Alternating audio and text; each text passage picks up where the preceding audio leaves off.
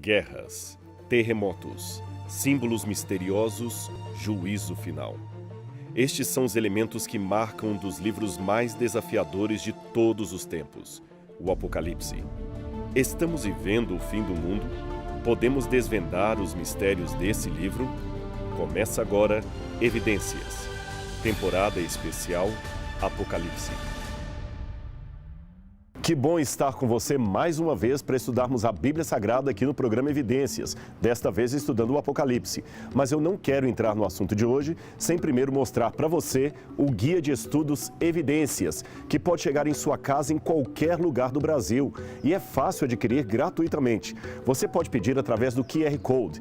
Você entra no QR Code, você posiciona o seu celular como se fosse tirar uma fotografia. Aí você cairá num cadastro, você preenche com seus dados, com tudo que pedirem ali e o guia de estudo será entregue em sua casa. Ah, você prefere outro caminho? Não tem problema. Você pode também acessar o site biblia.com.br ou ainda pelo telefone 0 operadora 12 21 27 31 21. Era feriado em Babilônia. Nabucodonosor iria erguer uma grande imagem em homenagem a uma divindade que bem poderia ser Shamash, o deus sol do panteão babilônico.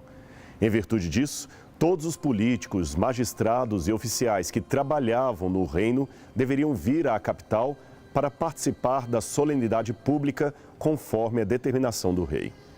Todos passaram calmamente em procissão pela porta de Ishtar, a principal entrada da cidade, indo em direção ao local da cerimônia. Nabucodonosor inauguraria a imagem praticando o que os babilônios chamavam de Shuilá, ou seja, uma oração com a mão levantada. Ele tinha esse nome, esta prece tinha esse nome, porque era recitada com a mão direita, erguida à altura do rosto. O rei, como era de costume, já tinha uma oração particular escrita por algum sacerdote que trazia o seu próprio nome no lugar do suplicante. A Shuilá geralmente era feita apenas em ocasiões muito especiais, quando, por exemplo, havia o medo de que o reino caísse nas mãos de povos estrangeiros. E Nabucodonosor compartilhava esse receio desde que o profeta Daniel interpretou-lhe um estranho sonho envolvendo uma estátua e dizendo que no futuro um reino inferior ao seu haveria de conquistar a Babilônia. Essa história você pode ler em sua Bíblia em Daniel, capítulos 2 e 3. À hora da prece, uma música seria tocada por vários instrumentistas reais e todos, a uma, deveriam prostrar-se enquanto o rei orava e os sacerdotes ofereciam sacrifícios para a divindade protetora do reino. Há quem pense que a imagem não era uma estátua propriamente dita, mas um obelisco enorme. Mas esse detalhe agora não importa. O fato é que todos se prostraram diante do ídolo pagão. Menos, é claro, Sadraque, Mesaque e Abdenego, os três companheiros do profeta Daniel. Havia uma pena de morte prescrita a qualquer um que não participasse da festividade. Mesmo assim, os jovens hebreus não cederam em sua fidelidade para com o Deus de Israel. A mensagem de advertência que está em Apocalipse capítulos 13 e 14 retoma esse episódio da Babilônia para descrever uma situação semelhante que terá futuro em breve. Ou seja, no futuro do mundo, quando o anticristo começar a governar as nações, ele exigirá algo semelhante ao que fez o rei Nabucodonosor. Eu quero ler a profecia para você como ela está aqui na Bíblia Sagrada. Preste atenção. E foi-lhe dado comunicar fôlego à imagem da besta, para que não só a imagem falasse, como ainda fizesse morrer quantos não adorassem a imagem da besta. Apocalipse 13, verso 15. É difícil estabelecer nos mínimos detalhes todas as nuances desse decreto futuro do anticristo. No entanto, é plenamente certo que ele envolverá uma questão de escolha entre a fidelidade a Deus e a harmonia com o mundo. Chegará um momento em que será impossível seguir os 10 mandamentos e estar ao mesmo tempo em paz com a nova ordem mundial. É isto que diz o Apocalipse. Aliás, pelo que fala a Escritura, a continuação da profecia, este será um decreto que alcançará o mundo inteiro. Veja os versículos seguintes, preste atenção. A todos os pequenos e os grandes, os ricos e os pobres, os livres e os escravos, faz que lhes seja dada certa marca sobre a mão direita ou sobre a fronte, para que ninguém possa comprar ou vender, senão aquele que tem a marca, o número da besta ou o número do seu nome. Apocalipse 13, 16 e 17. Interessante esse ato do anticristo de colocar uma marca na testa e na mão direita. Bem, que o anticristo sempre imita o cordeiro, nós já vimos em programas anteriores. O cordeiro morto e revivido no trono de Deus, em contraste com a cabeça da besta, que também foi morta e revivida e que tem o seu trono dado pelo dragão. Nós temos o cordeiro colocando o selo sobre a testa dos 144 mil e aqui a besta colocando a sua marca na testa de todos os povos. Agora veja mais esse detalhe. Lembre-se, nós temos que estudar o Apocalipse também à luz da cultura de João, especialmente a cultura bíblica, que era a sua fonte por excelência. Então vamos lá. A besta colocará a sua marca na fronte, isto é, na testa e na mão de todas as pessoas, certo? Olha como isto se parece com uma paródia do que fez Deus no passado, quando ordenou o povo de Israel que atentasse para as suas leis. Veja o que diz o livro do Deuteronômio. Os mandamentos que hoje te dou serão gravados no teu coração. Tu os inculcarás a teus filhos, e deles falarás, seja sentado em tua casa, seja andando pelo caminho, ao te deitares e ao te levantares.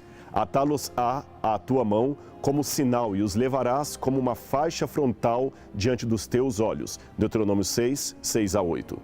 É por isso que hoje vemos sempre judeus orando em Jerusalém com uma caixinha preta na testa e outra na mão atada por uma tira de couro. São os chamados teflim, uma forma milenar de simbolizar a fidelidade do povo aos mandamentos de Deus. Ora, esta imagem por si só já nos dá uma ideia de que a paródia ou a versão cover do anticristo pretende fazer com que as pessoas tenham algo de comportamento que seria uma inversão à fidelidade aos mandamentos de Deus. Na verdade, se você olhar atentamente os atos do anticristo, descritos ali em Apocalipse 13, uma parte do 14, verá que ele afronta a cada um dos mandamentos, dos 10 mandamentos. Preste atenção, ali diz que ele aceita a adoração, blasfema o nome de Deus e permite que lhe façam uma imagem. Só aí ele quebra as ordens de não tomar o nome de Deus em vão, não adorar imagens de escultura, não ter outros deuses diante de Deus. Está tudo ali nos 10 mandamentos, você pode ver em Êxodo capítulo 20, confira na sua Bíblia. Aliás, na continuidade, ele também assassina, desrespeita autoridades, cobiça o que não lhe pertence, mente, engana, novamente, tudo que os 10 mandamentos proíbem, o anticristo faz. Interessante também notar duas coisas. Primeiro, que a afronta ao sábado já está implícita na advertência do primeiro anjo que manda adorar apenas aquele que fez o céu, a terra e as fontes das águas. Apocalipse 14, verso 7. Ora, o mandamento que sustenta o caráter criador de Deus e nos relembra disso é justamente o quarto, que nos pede para guardar o 7º dia, sob a argumentação que, em 6 dias, criou o Senhor Deus os céus, a terra e tudo que neles há, e ao 7º descansou. E eu não posso esquecer de citar que a cena que abre esse panorama de engano do anticristo é justamente a que está em Apocalipse, capítulo 11, verso 19, que diz assim: E abriu-se no céu o templo de Deus, e a arca da sua aliança foi vista no seu templo, e houve relâmpagos, e vozes, e trovões, e terremotos, e grande saraiva. Você sabe que a Arca da Aliança é o baú contendo os 10 mandamentos, que ficava dentro do lugar santíssimo no santuário. Aquele baú especial, a Arca da Aliança, era o símbolo da aliança de Deus com o seu povo. Agora raciocine comigo. Por que o Senhor mostraria esta Arca da Aliança para João nesse contexto? Eu não vejo outra explicação senão a de que os mandamentos de Deus ainda estarão em vigor na dispensação da graça. Eles não foram abolidos. O anticristo fará uma aliança mundial que implicará na afronta aos 10 mandamentos de Deus. Isso é muito claro para mim. Eu sei que muita gente diz, mas Rodrigo, espera um pouco, nós estamos na dispensação da graça. Os 10 mandamentos foram cravados na cruz. Bem, eu não terei espaço aqui para dissertar muito sobre isso, mas deixe-me com muito respeito colocar algumas coisas para você pensar. Se estiver correta a interpretação que fazem dos textos de Paulo, afirmando que Jesus anulou a lei, ou a cravou na cruz, ou a abrogou, seja lá o termo que se queira utilizar, como eu entendo então a passagem de Mateus 5, 17 a 19, que diz assim: Não pensem que vim abolir a lei ou os profetas. Não vim abolir, mas cumprir. Digo-lhes a verdade, enquanto existirem céus e terra, de forma alguma desaparecerá da lei a menor letra ou menor traço, até que tudo se cumpra. Todo aquele que desobedecer um desses mandamentos, ainda que dos menores, e ensinar os outros a fazerem o mesmo, será chamado menor no reino de Deus. Mas todo aquele que praticar e ensinar esses mandamentos será chamado grande no reino de Deus. Interessante que no começo ele fala a lei e os profetas, dando a entender todo o Antigo Testamento ao qual Jesus veio cumprir. Cumprir, eu repito, não anular.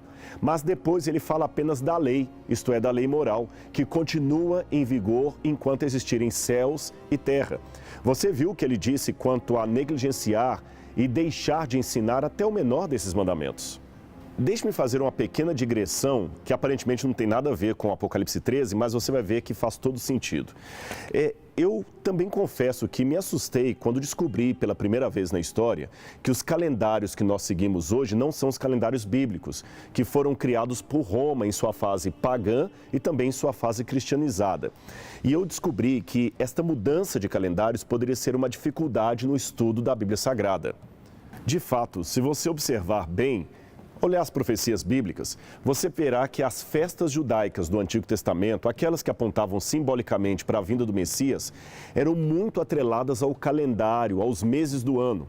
Por isso, a mudança no calendário não impedia, mas dificultava certos entendimentos da Bíblia Sagrada. E eu sinto isso muito de perto quando tenho de explicar, por exemplo, a profecia das 70 semanas de Daniel e mostrar como elas se cumpriram fielmente na época em que Cristo veio. Ou ainda, mostrar para os meus alunos que Jesus, por uma discrepância dos calendários latinos, acabou nascendo antes de Cristo. Ou seja, é mais fácil traduzir um texto antigo do que equiparar datas usando calendários tão diferentes. Foi por isto que esse poder romano, também profetizado em Daniel 7:25, cuidaria em mudar os calendários de Deus. Essa seria uma forma de dificultar a identificação das profecias bíblicas na sua exata cronologia. Veja o texto que eu estou citando. E proferirá palavras contra o Altíssimo, e destruirá os santos do Altíssimo, e cuidará em mudar os tempos e a lei. E eles serão entregues na sua mão por um tempo e tempos e a metade de um tempo. Daniel 7:25. Bem, proferir palavras contra o Altíssimo também é algo citado em Apocalipse 13. Perseguir os santos do Altíssimo por um tempo, tempos e metade de um tempo, também é fácil depois que nós já estudamos a profecia dos 1260 anos de supremacia papal. Agora, mudar os tempos, o que significa isso? Significa mudar os calendários, zemim em hebraico, assim como traduz, por exemplo, a nova King James Version. Ela até acrescenta a expressão festas religiosas. Ela diz assim: esse reino diferente falará contra Ilaia, o Supremo, oprimirá os seus santos e tentará alterar o calendário, as festas religiosas e as leis. Agora preste atenção como Roma foi aos pouquinhos mudando o calendário. Dezembro, por exemplo. Lembra que número para você? 10. Dezembro. Mas é o mês 12. Novembro e outubro lembram 9 e 8, mas são os meses 10 e 11. Setembro lembra 7, mas é o mês 9. Quem mudou tudo isso? Roma. E não foi só a Roma pagã que alterou os calendários. Também em sua fase papal, Roma trouxe várias mudanças. O Papa Gregório, por exemplo, introduziu grandes mudanças. Aliás, Johannes Kepler, o grande astrônomo, chegou a ironizar as mudanças papais, dizendo que os calendários deveriam estar em desacordo com o Sol, mas em acordo com o Papa. A chamada querela pascal, que você pode pesquisar depois, foi uma dessas situações criadas pela interferência de Roma nos calendários. Alguns cristãos queriam comemorar a Páscoa na mesma data original dos judeus, enquanto outros preferiam fazer isto obedecendo o solstício da primavera.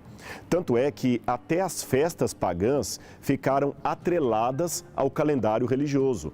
Veja, a cada ano o carnaval cai numa data diferente, justamente por causa do calendário litúrgico da igreja. De fato, houve por parte de Roma uma mudança nos calendários. Mas e quanto às leis? Pois o texto diz que este poder mudaria os tempos e as leis. Bem, tempos já vimos que são os calendários.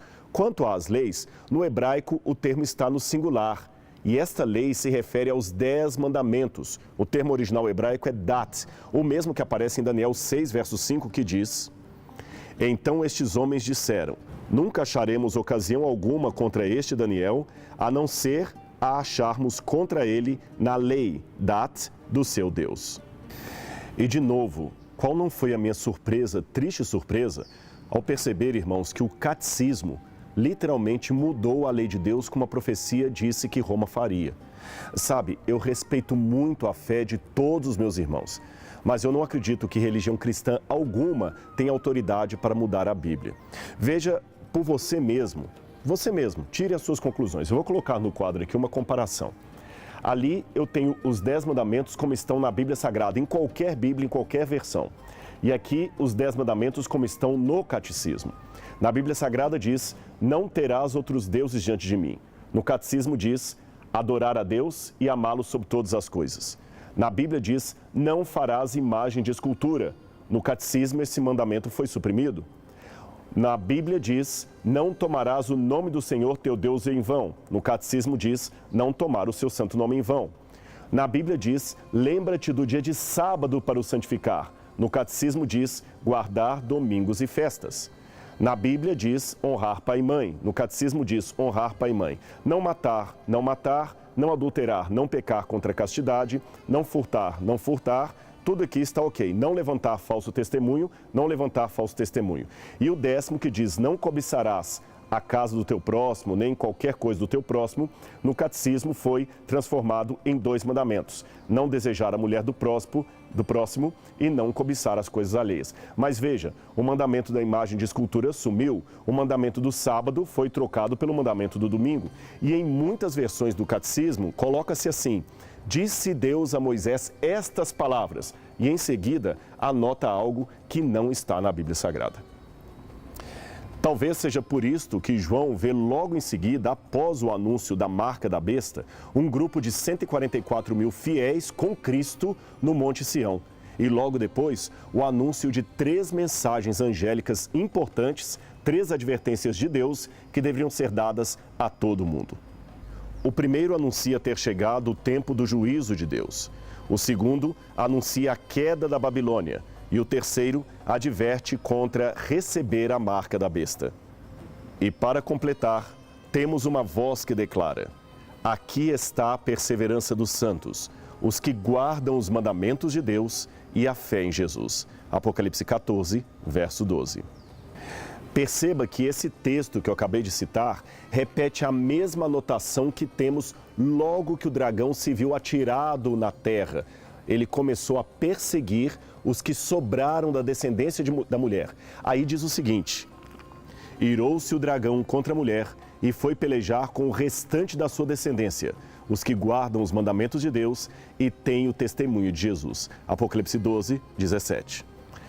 A próxima pergunta que me vem à mente é: como será que a besta fará com que a terra inteira se una a ela, perseguindo o remanescente e contrariando a lei de Deus?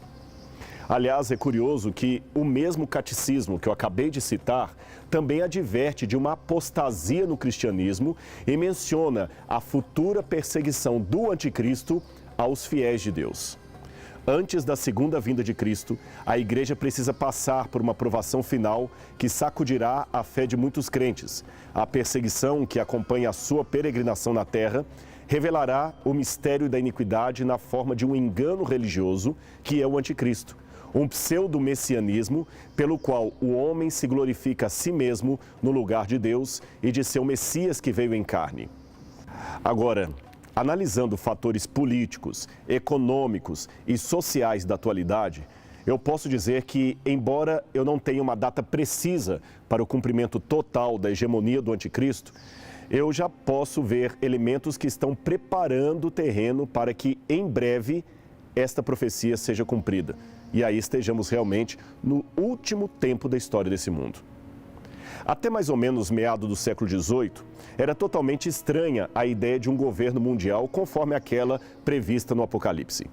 A Revolução Comercial dos séculos XVI e XVII já estava intensificando o processo de desenvolvimento capitalista, que acabou unindo países pela circulação de mercadorias.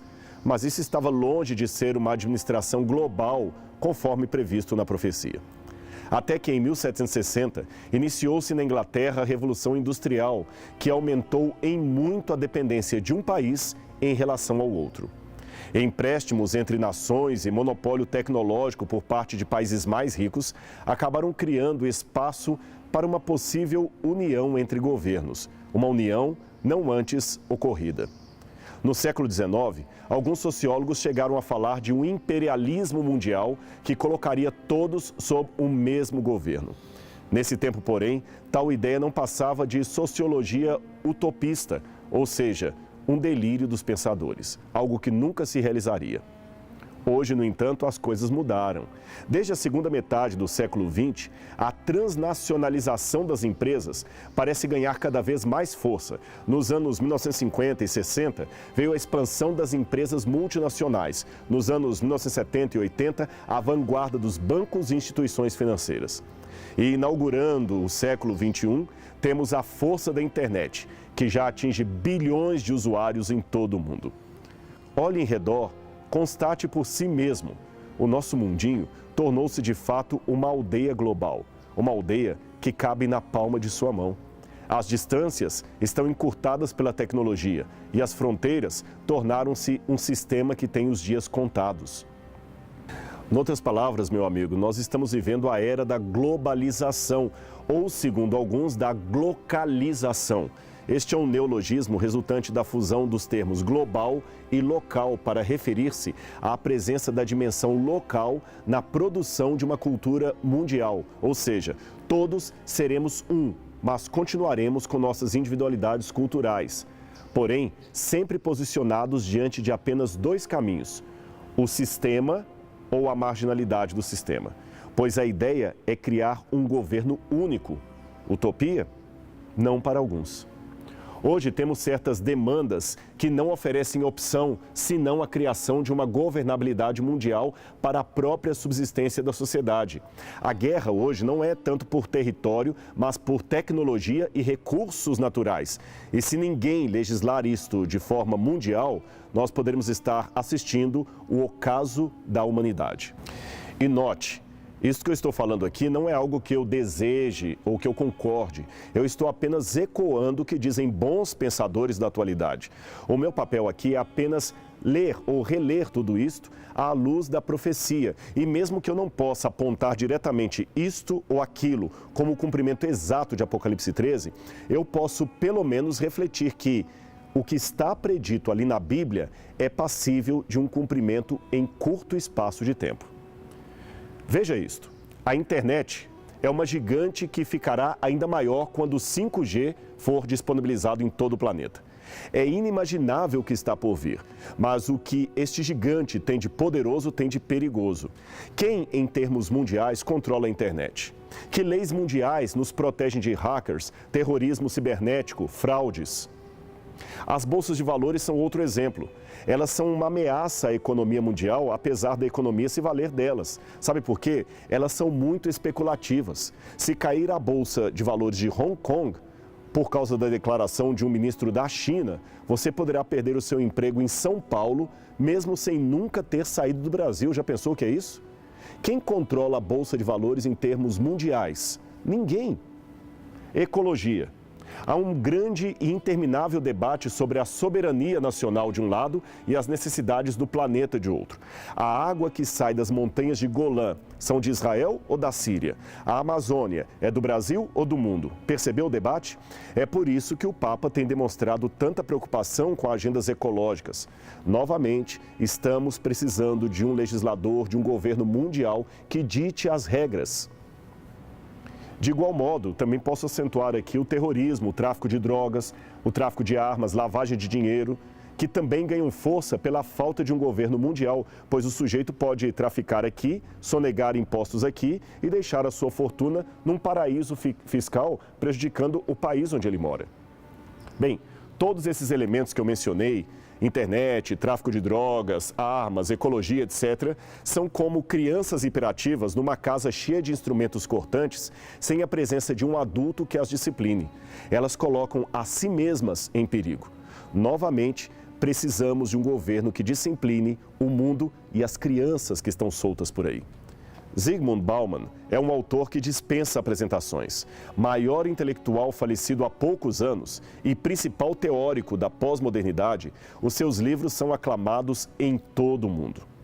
Ele foi um dos que mais debruçou sobre a teoria ou o tema da globalização e as consequências humanas, partindo de várias perspectivas, como a da luta de classes, do sistema prisional, da questão das nações-estado, um modo de fazer política que parece estar atingindo até o seu esgotamento, segundo Bauman. Mas isso é outro assunto. Um tanto pessimista com relação ao que foi encontrado pelo caminho, um dia Bauman, que não era católico, encontrou-se pessoalmente com o Papa Francisco, a quem ele declarou: "Eu trabalhei toda a vida para tornar a humanidade um lugar mais hospitaleiro. Cheguei aos 91 anos e vi muitos falsos começos, até me tornar pessimista. Obrigado, porque você, para mim, é a luz no fim do túnel." O Papa ficou surpreso com aquela declaração e respondeu nessas palavras: "Ninguém nunca me disse que eu estava no fim do túnel." Então Bauman concluiu: "Sim, mas como uma luz, senhor Papa, como uma luz." E a afirmação desse pensador polonês não foi gratuita. Estamos caminhando para a unificação global. O que virá depois dela, só Deus sabe. Mas, se for algo que não conflite com os mandamentos de Deus, então podemos estar juntos nessa empreitada. Mas se for algo que interponha entre a obediência aos mandamentos de Deus e aos mandamentos do homem, aí você sabe o que deve fazer. Como cristãos, nós não devemos nunca, jamais desrespeitar a fé dos outros, mas devemos, com amor e honestidade, afirmar aquilo que a Bíblia diz. Uns, é claro, aceitarão, outros não. Eu espero sinceramente que os líderes mundiais, presidentes, papa, primeiros ministros, etc., tenham a consciência do papel que representam, pois um dia a aliança do anticristo se formará, e aí, ai daquele que ajudar na construção dela. Não vos ordenamos expressamente que não pregasseis nesse nome? Contudo, enchestes Jerusalém dessa vossa doutrina e quereis lançar sobre nós a culpa pelo sangue desse homem? Ao que Pedro e os demais apóstolos afirmaram: é necessário que primeiro obedeçamos a Deus, depois às autoridades humanas. Atos 5, 28 e 29. Que esta seja também a nossa decisão, de nossa mente e de nosso coração.